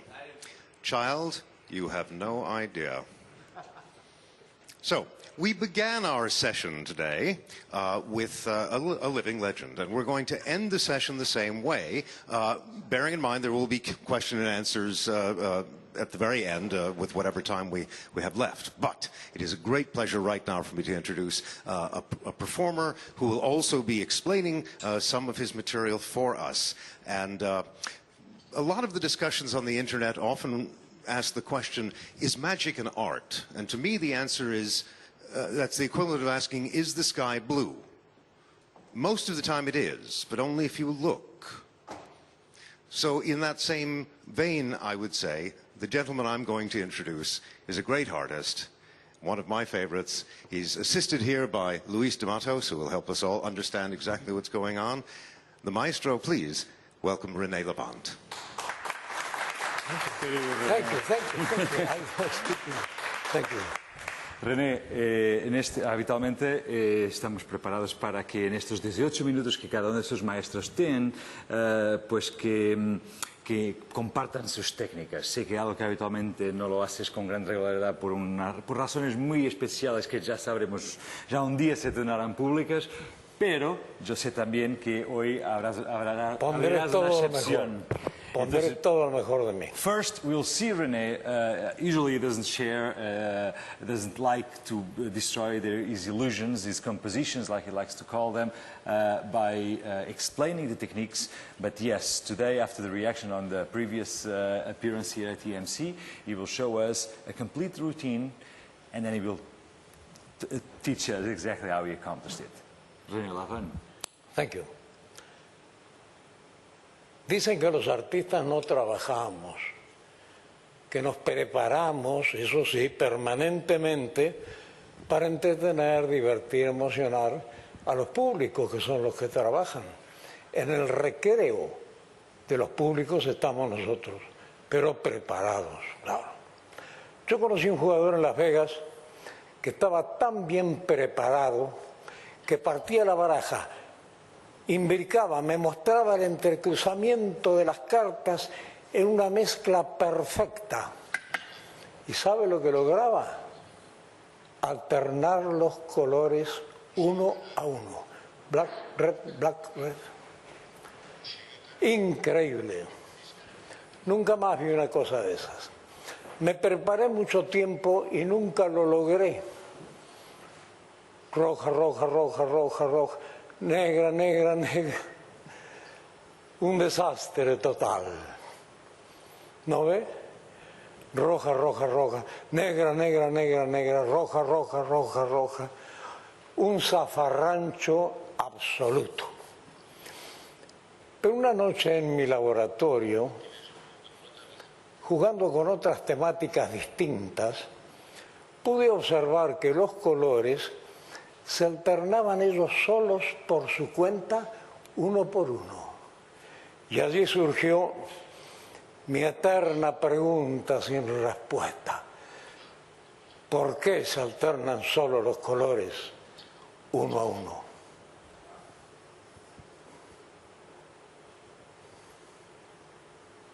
¿Por qué? ¿Por qué se alternan solos los colores uno a uno? Rojo, negro, rojo, negro, rojo, negro, rojo. Todos, absolutamente todos. Y yo no hago nada, nada, absolutamente nada. Nada más que llevar el compás de este maravilloso concierto de Mozart, que parecería así como querer rubricar la belleza de este pequeño milagro que jamás entenderé, que jamás entenderé.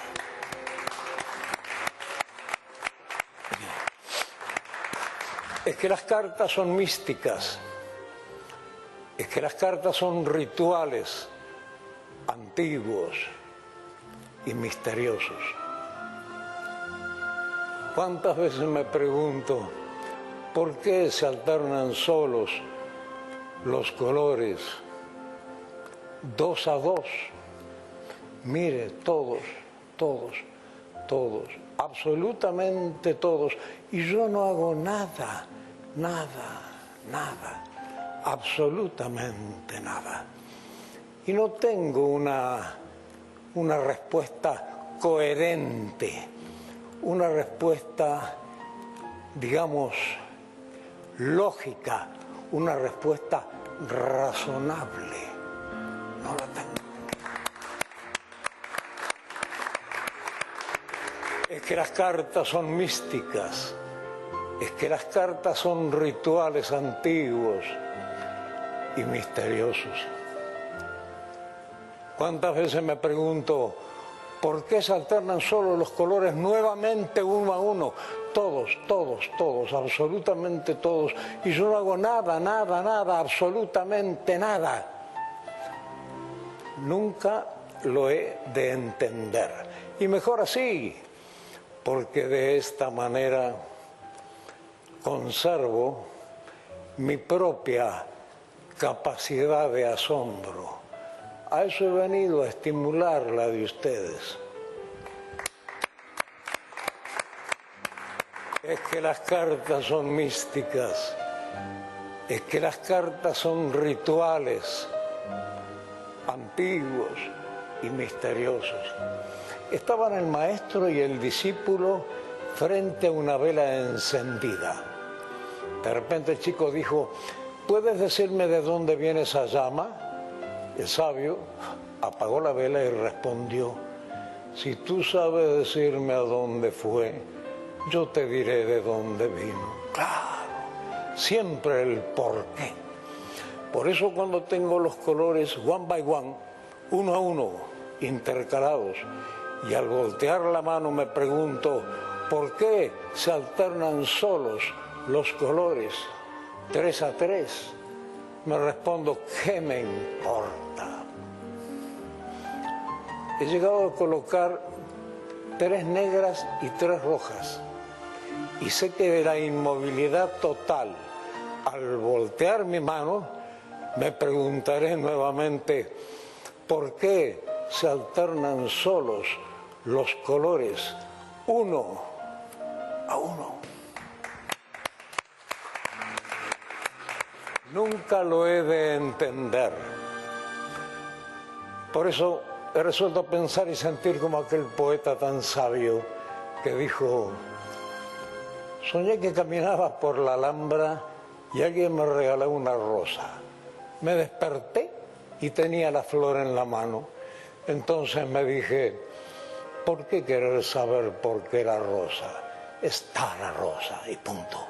Y yo me digo, ¿por qué querer saber por qué se alternan solos los colores 3 a 3? ¿Qué me importa? Pero lo que más me fascina, Luis, es que los colores ahora se alternarán como tú y yo queramos. ¿Rojo o negro? Negro. Negra y roja y esta. Roja. Y roja y negra. Roja. Y roja. Negra. Y negra y roja y negra y roja y negra. ¿Cuántas veces así, totalmente separados los colores? En mi laboratorio, cerca del faro del fin del mundo, he imbricado las cartas 1 y 1000 veces en mezcla americana para romper el azar, para quebrar mi propio destino, y no lo logro. Es que tenía razón Homero Manzi, ese gran poeta argentino, cuando refiriéndose dijo, parecen cartones pintados con palos de ensueño, de engaño y de amor. La vida es un mazo marcado, baraja las cartas a la mano de Dios. Y así conservo mi capacidad de asombro. A eso he venido, a estimular la de ustedes. A eso he venido, a estimular la de ustedes. Gracias, Luis. Gracias a todos. Gracias a todos. Gracias. Bueno, ahora a mostrar los hilos de la marioneta. Efectivamente, show us the strings of the marionettes. Muy bien, conversa de otra cosa si quieres, para que no sea esto más aburrido que bailar con la hermana, ¿no? Renee is very worried that the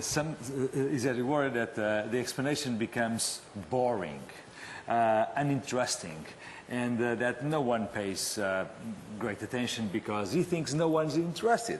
I'm sure we are all very interested, and nos gustaría muchísimo saber cómo lo haces. Muy bien.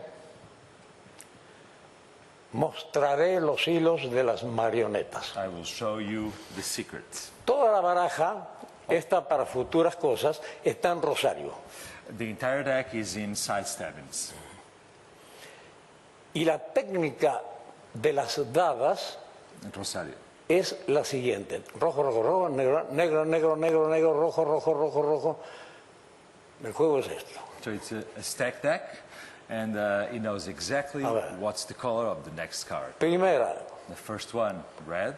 Tercera. Now he gives the third card. Primera. The first. Tercera. The third. Primera. The first. Segunda. Second. Roja, negra, roja, negra, roja, negra. Roja. Primera. First. Segunda. Now the second tercera. card. Third card comes Primera. next. First. Primera. First.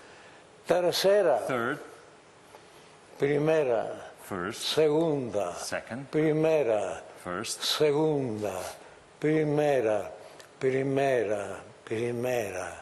Segunda. Primera. Primera. Primera. Y primera. Easy.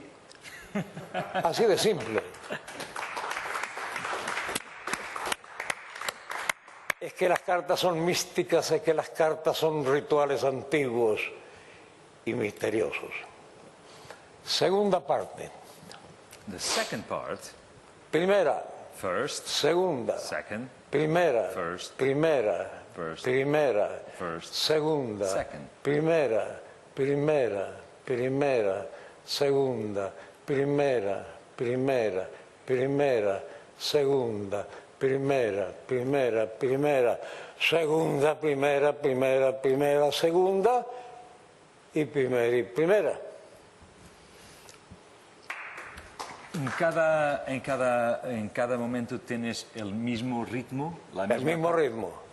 El mismo ritmo. Es que las cartas son místicas, la musicalidad del juego. Es que las cartas son rituales antiguos y misteriosos. Tercera parte. The third part, it's a different Primera, uno a uno, one by one. Segunda, primera, primera, primera, segunda, primera, primera, primera, segunda, primera, primera, primera, segunda, primera, primera, primera, segunda, primera, primera, primera, segunda, primera y primera. Cuarta parte. Fourth part. Es que las cartas son místicas, es que las cartas son rituales antiguos y misteriosos. 3 a 3. Every 3 cards. Primera, segunda y tercera. First, second, third. Primera, First, primera second, y primera. third. He llegado a colocar, digo, 3 y 3. Y sé que al voltear mi mano me preguntaré, ¿por qué se alternan solo? Primera, tercera, primera con bucle, enfile, primera y primera. Can you do that part? ¿Puedes hacerlo de nuevo esa parte, René? Sí, yo me he equivocado en la traducción. I committed a mistake. I said that the first 3 was... las primeras 3 que sacas de este lado es primera, segunda, tercera.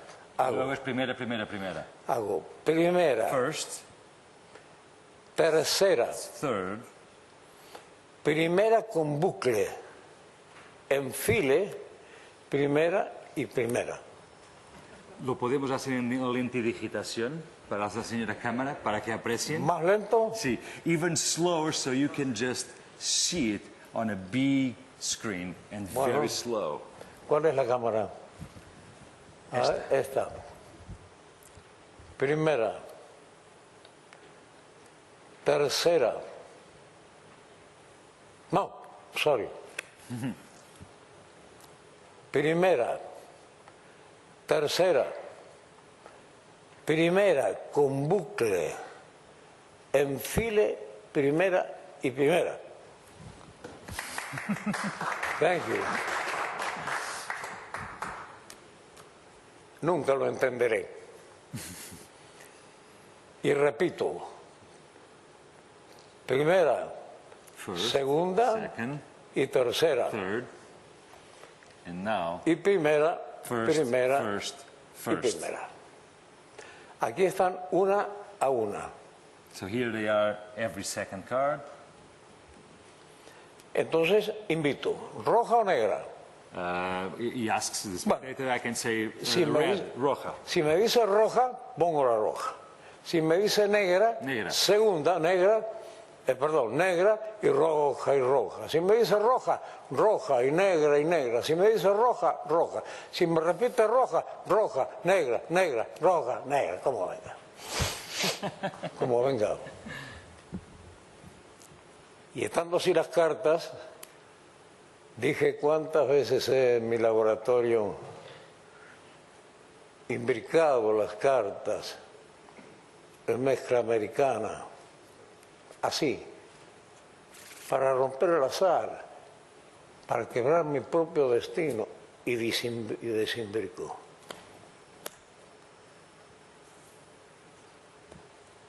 Parecen cartones pintados con palos de ensueño, de engaño y de amor. La vida es un mazo marcado, baraja las cartas a la mano de Dios. Y así conservo mi capacidad de asombro. A eso he venido, a estimular la de ustedes. Thank you. Muchas gracias. Gracias a todos. Gracias a todos. Pero como todo tiene que tener un principio, un desarrollo y un final, sea un libro, una película, un discurso, un juego, un show, estoy pensando en un cierre, no para hacer, sino para decir. Un gran director japonés de teatro le dijo a su mejor discípulo, said to his most special students, puedo enseñarte la posición exacta I can show you the exact para position señalar la luna. to point at the moon.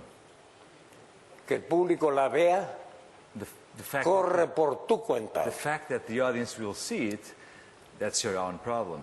Yo les he mostrado algunos hilos de mis marionetas. I have shown you tonight some threads of my puppets. Que el público no los vea, The fact that the audience will not see them, corre por cuenta de ustedes. it's your own Gracias problem. a todos. Thank you. Gracias a todos. Gracias, gracias, gracias. René Lamont. Gracias, gracias. René Lamont. Gracias, gracias, gracias a todos. And of course, with the gracious help of Luis de Matos. Muy amable, gracias. Wow. Whenever I see René Lamont work, I'm always drawn to the ideas of another person from Argentina, and that was Jorge Luis Borges. And there's a quote from Borges which came to mind while watching this, describing the condition of life, which is, you have wakened not out of sleep, but into a prior dream. And that's the experience that I get from René's work. This has been a day of great experiences thus far. We've got a lot more to go. And we have some of your questions here, and I'm going to ask some of the people who are around who might answer some questions. We'll do this not in running order, but rather based on what I want to hear the answers to. And the first one is for Eric Mead.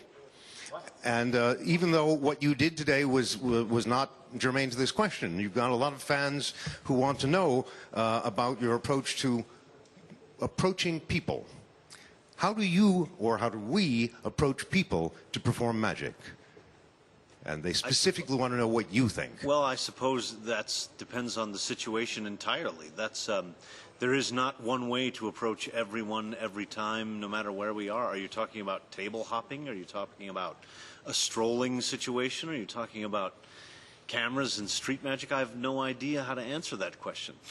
Well, you can either decide to pass, or you can try for something more universal. I think to look at them and try to approach them as human beings, you know, and depending on the situation, do you walk up and start asking a question or talking to people? How do you approach anyone you would like to meet or talk to in the world? That's how you approach people. I think that's terrific advice. And remembering the term human beings makes it even better. There's a question for Ava Doe. Actually, there are a bunch of them, but the one that I found most interesting was, and I just lost it. Oh, here it is. As a female magician, what is the best piece of advice you can give to a fellow female magician? So this is specifically woman to woman. What one piece of advice would you offer? Just one piece. Okay, I think that the world of magic for a woman is kind of a diamond in the rough. So once you get past the initial stereotypes and other disadvantages, you're going to find that it's a really nurturing place. And I hope that you're patient and don't let what people tell you box you in, because you're going to box yourself in if you start believing those. And if you start boxing at shadows, it's going to give you complexes that you don't need to have to come to your full potential. I like that answer. I hope the lady who wrote in feels the same way. Moving over here to Jonathan Boehm.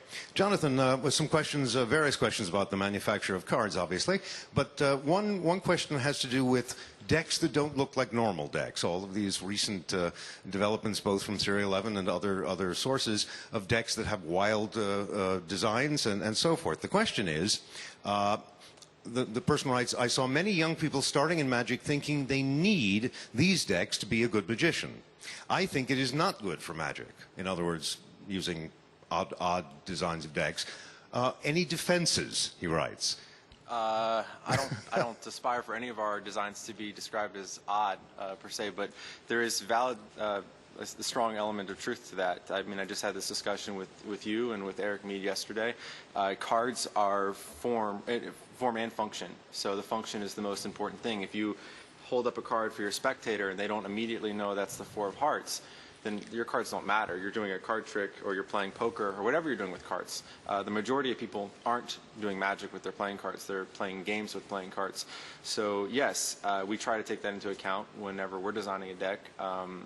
That function matters more than form. So yes, is the answer to the question. I agree with what the poster was saying. A solid answer, thanks. Over to this side, if I may, for Christian Engblom. And the question here is, although you are from Finland, you have connections with the Fat Brothers. One of them is sitting next to you, and the other is Miguel Angel Gea, who I hope is watching. Hello. But the question is, how did you meet up with these 2 Spanish guys, and why is the Spanish school of Magic so creative? And I should know that? Well, as a sort of insider and outsider at the same time, maybe you're the perfect person to answer that. Well, okay. I met Miguel Angel Gea, via Juan and Escorial, sometime in the year 2000 or 99, something like that. I can't really remember when, but that was more or less the time. We never really discussed a lot. We just hugged. We had a language barrier, so. But we loved each other right then and there already. It was wonderful. A wonderful guy. We tried to show each other something, but it didn't really progress to another level. Then I moved to the south of Spain with my wife. I asked Juan, who's worthy company that worthy is a wrong word, sorry Danny, but who's an interesting fellow who I could meet? And he immediately said Danny Ortiz, and I contacted him, and that was one of the most interesting telephone calls I've ever had, and I wish I'd taped it. I speak no Spanish. Yes, I speak no Spanish. He spoke no English. I continued. And we by phone trying to arrange a meet and a railroad station in some distant city. I had no idea how we got together, but ever since then, when we speak, especially on the phone, I always speak in Spanish to Danny, and Danny speaks in English to me. So we're practicing. The Spanish. Why the Spanish school is so great? Yes, and I put that to both of you since you're both part of it. Why? Your turn. Danny, why is the Spanish school so creative right now? You are fat. Come on. Oh. Yeah, I don't know why we're called the Fat Brothers, by the way. I have no idea. We are the Fat Brother. I don't know how the name. I don't know. Yeah. Well, maybe that's just an example of Spanish creativity. So the Spanish creativity, yeah, it might be. I think it comes because of the wonderful individuals and the different schools of thought that you find in Spain. Danny has had a lecture. He's come to Finland with Miguel Angel Gea, and they had a lecture about all the influential magicians in Spain and how they developed. So really, Danny, if you ever want to know, just ask Danny somewhere, but be prepared. It's going to be a 5-hour lecture.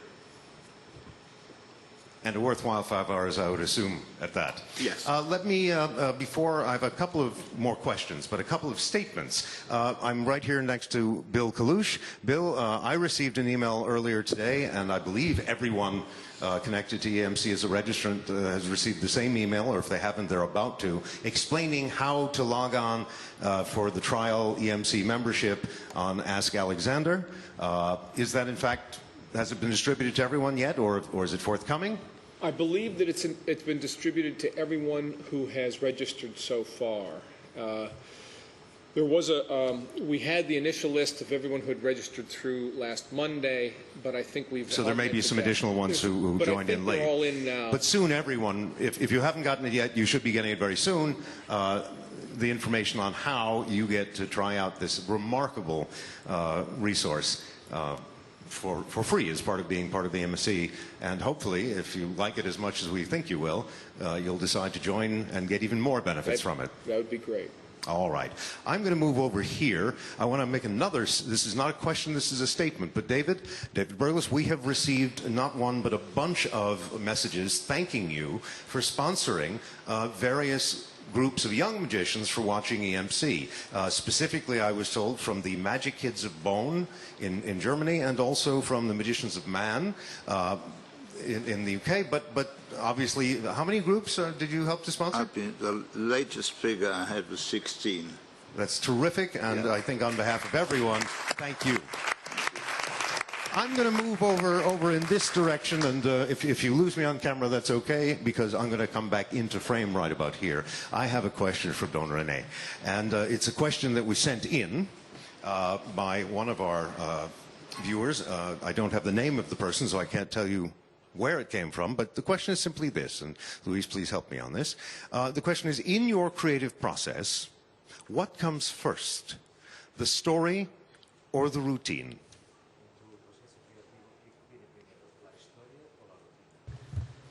El orden de los faroles no altera el alumbrado. The order of the factors doesn't make a difference at the end. A veces va primero la música, después la letra. A veces primero la letra y después la música. El asunto es lograr el equilibrio armónico del ensamble, para que no sea un truco y mucho menos un truquito, sino una composición. I actually followed most of that, but no, you jump in. One of the things that René likes to not use is tricks as the names of the things he does. He likes to use compositions because he thinks that sometimes in the music, lyrics comes first or melody comes first. It doesn't matter. What is important is at the end, it's a beautiful melody, a beautiful composition, like he likes to call every piece of art that he ever created till today. A wonderful answer. I don't think there's anything more that needs to be said on that particular point. Gracias. Gracias. We're going to come down here to Peter Wardell. And I like this question. What is the worst thing about performing on the streets as a career? That you stay on the streets. The street for me was always it's a stepping stone, I think. It's a great lifestyle, but the worst thing about performing on the streets as a career, if you think if there is a worse thing, stop doing it. You know, if you don't enjoy it, stop doing it. That's the thing. There should never be a worse thing about anything you do. Just do it until it stops being fun, and then stop doing it. I think that's fantastic advice. There's a kind of follow-up question that relates to this for you, Peter, which is referring to the weather. Given that weather can affect street magic quite profoundly, is it seasonal work?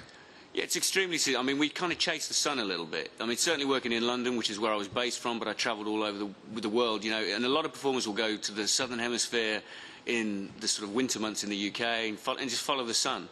But, you know, you can always have someone hold an umbrella and work in the rain. There's nothing wrong with that. And clearly you've done it. Yes.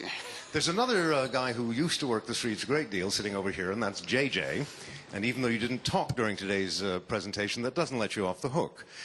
What is the worst thing about street performing in your experience? Is it the same, basically, or did you have a different attitude? Yeah, you press that button.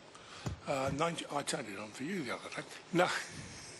99% of the street performing I did was different from Peter's, because I was part of the show written by and conceived by Noel Britton, called the Bizarre Bath Comedy Walk.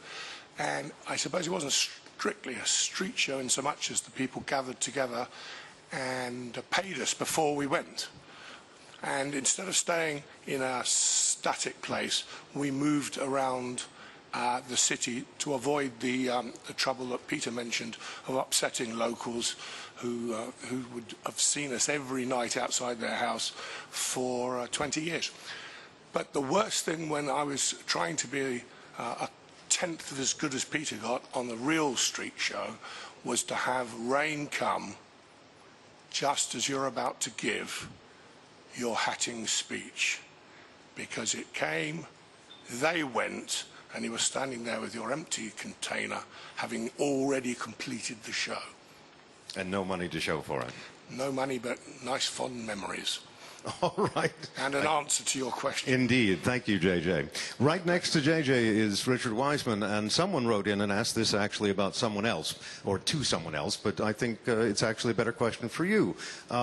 What is your perspective on neuromagic, and what can we learn about psychology by studying the work of magicians? Okay, so in 2 minutes or less. Okay, neuromagic. I'm not quite certain what the term means, but assuming it means something about the brain. I'm not very much a fan of where things are going on in the brain. I assume most of the action in terms of magic is in the brain. Where it happens in there is of no interest to me. I can't imagine how it's of interest to anyone else. In terms of what's the second one? What can we learn from magicians? A huge amount. I mean, magicians are doing experiments, and very successfully, all of the time. So in terms of psychology, a huge amount to learn. In terms of how the brain works and where things are happening in the brain, of no interest to psychologists at all. All right. Well, I think that sums things up. Paul, I'm passing on you. I'm going to come over here instead, only because we're wrapping this up, Paul. You have the entire 1 hour interval. 1 minute. That's all you've got. Do it. We're about to break for an hour, and at the end of that hour, we'll come back with an all-new rundown of exciting things to see. I know if you go on to the section of the website that explains what is coming up, you'll see that there's some exciting things. So we're going to leave the last couple of words to Luis de Matos, because he is sitting here quietly. And yet, most of the time, he is back there or over back there, tearing his hair, trying to get things to work. So therefore, do you have any closing comments to finish out this first session of this third day? Yes, the closing comments is that whenever if you are seeing this now, it means that the problem is already solved. If you are not seeing it now, it means that it will be solved shortly. And if you are seeing this on the DVDs, please remember, this was a day where we ran like hell. And on behalf of all the people who are continuing to run like hell, both behind the scenes and in front of the scenes, the camera guys, the sound people, all the crew, and all of the participants here, that ends our session, and we will see you again back here in an hour.